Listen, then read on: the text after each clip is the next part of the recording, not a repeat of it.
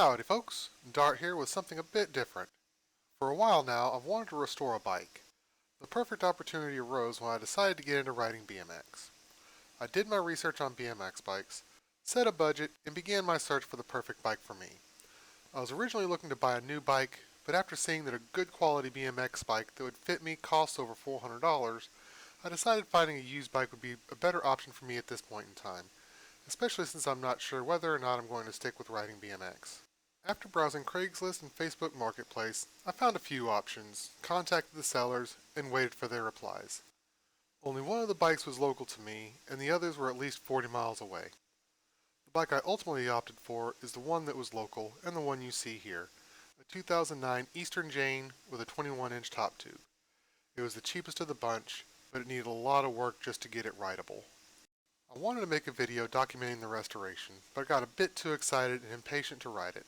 In the end, I didn't document much of the build. What I did document was only in a couple of pictures. I started by taking everything off the bike, soaking the smaller parts in white vinegar and using rust remover on the larger parts to clean off as much of the rust as I could. I then began to strip the paint off of the frame, which I quickly realized that with what I had at my disposal was going to take far too long. Instead, I opted to just clean up the frame and prepare it for paint. Once the frame and fork were clean, I sprayed them with several coats of Krylon Fusion All-in-One Gloss Jungle Green. I'm not very good at spray painting larger areas, so the paint did run and pit in several spots. I wanted to clean up my mistakes and spray over it with a gloss clear, but when I started to spray the clear, the paint began to wrinkle. In the interest of getting on it and riding as soon as possible, I just sanded it down to clean it up the best I could. I then began reassembly. This was made more difficult than it should have been because I didn't take any pictures for reference, nor did I even keep the parts separated. To get around this, I put the parts on that I knew where to put them, then I moved on to the parts that were easy to take a best guess at, which finally left me with only a few parts that I wasn't sure of. All in all, I only wound up with one spare washer and a complete rideable bike.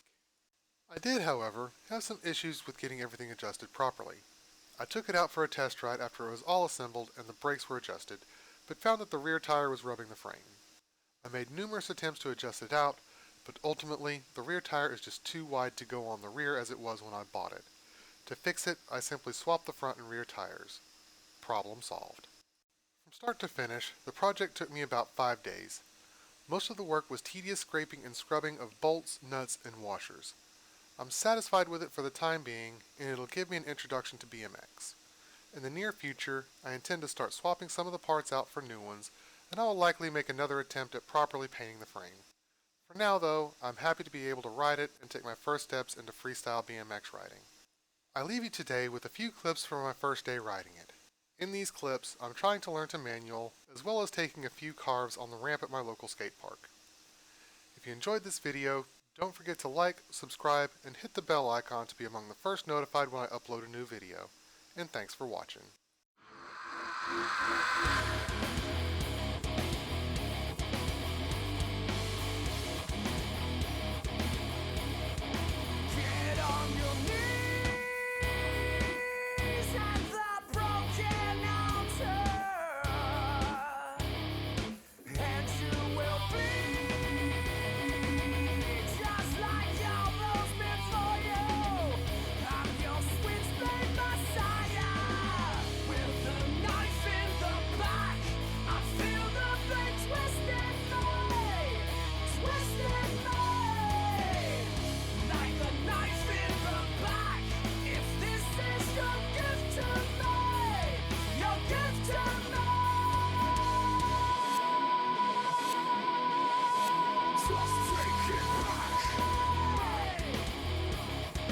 Cut into me.